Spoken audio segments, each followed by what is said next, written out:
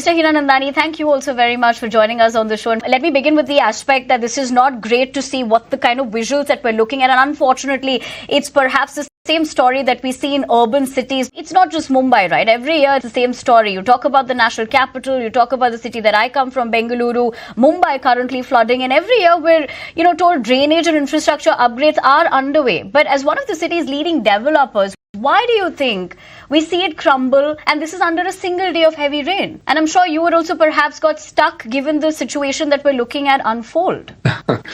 Yes, we are challenged, and we can see that these type of extreme situations are happening year after year. So I agree with you. There are two aspects of it. The first is the planning aspect of it. As the DGP has just mentioned over here, we know the situation occurs every year, and we know what the type of problems are. We also know the locations where these problems are going to be there. So whether it is the pavements, whether it is the drainage, whether it is the outfalls that are there, a large amount of work has already happened. And we do know a large amount of money is spent for the purposes of removing the water, arranging all these aspects of it are taking place. However, two aspects of it seem to be lacking. One, planning well in advance to see that the critical problems which are taking place year after year are not getting solved. I think that's a planning issue that needs to be attended to. Number two, the quality of the work that is required to be done. So you do see kind of roads which actually get potholed. We see that problem which is taking place. We see the surface drainage is not capable of removing the water, which year after year comes into the same location. I think those are the aspects of it which are challenged. In any situation where an extreme rainfall does take place, there is always damage. There could be tree falls and other things which are beyond the control of the local corporation or any other person that takes place. So we can't find fault with every extreme situation that takes place. That happens all over the world. But if it is going to happen with the same roads, with the same locations where the similar problems have taken place year after year, I guess the local authority has to be faulted, or whoever is taking up the work, whether it is MMRDA, whether it is the local authority in various places, as you talked about Bengaluru. I think both these aspects of it needs to be faulted, flagged off and pointed. I don't think it's impossible to do. Remember one thing, a large amount of new work and infrastructure has come up in a city like Mumbai. For instance, we have the Cross Harbour Bridge, we have the Coastal Road, we have a large number of metro which is coming. So yes, new good work is taking place.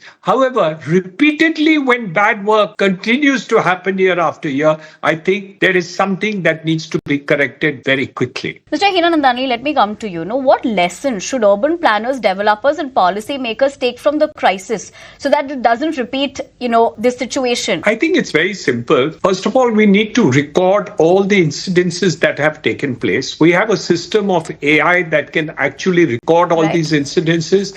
We can plan what is to be done in the next 1 year, which will remove the major problems and the major locations where the problems exist, and some sort of a quality control in terms of the quality of product that or the infrastructure that we create. I think a large amount of improvement has taken place. So I wouldn't say nothing has happened in the city of Mumbai. A large amount of things have happened, but we still have to go a long way into producing a city which is actually ready for such situations and chaos that takes place every time an emergency like this takes place, which happens year after year.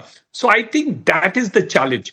I think we need to prepare for these challenges well in advance and be able to take it forward. So just like you heard the Deputy Chief Minister talk over there just now, while handling the chaos on the ground, which is always good for hearing, and like we have heard the disaster management team taking the situation under control up front, which always happens and they are very good at it. But planning, design, execution, and correcting it. So all this needs to be documented and every year reported and then cleared that what is the work that is the action taken report of the problems of the previous year needs to be documented and done. I think that's the only way that we can take it forward. So whether it is Mumbai or it is your city of Bengaluru or it is any other city in the country, the problems should not be the same problems repeat year after year. That should not happen.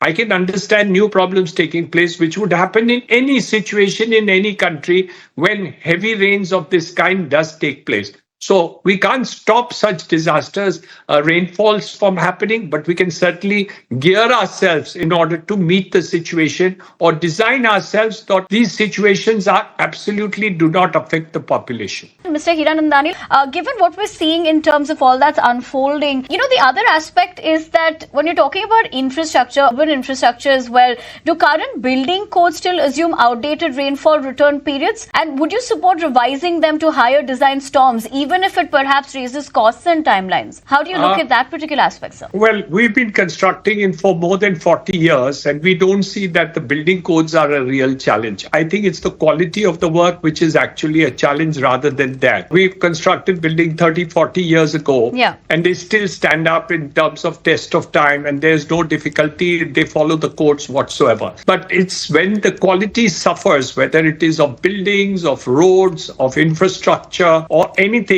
where the quality is not taken seriously, then I think there is a serious problem. So I don't see problem relating to the codes at all. It is the quality of construction, the quality of the output that is really to be faulted for the works not being of the required infrastructure of roads, of buildings, or what other things are there, including, let's say, infrastructure in terms of movement of water supply, in respect of stormwater drains and all the other aspects of it. All of them, it's the quality of work that is actually getting suffered, because the BMC spends a huge amount of money for the purposes of making the roads, making the footpaths, making all these ideas of it. But we do see qualitative work is not getting done. And I think that is what is a challenge. Of course, the second part of it is, I mentioned before, is planning. If you don't do good planning or you don't do good design, then no matter what they think, there is a problem. But execution is to be faulted in many of the cases that we see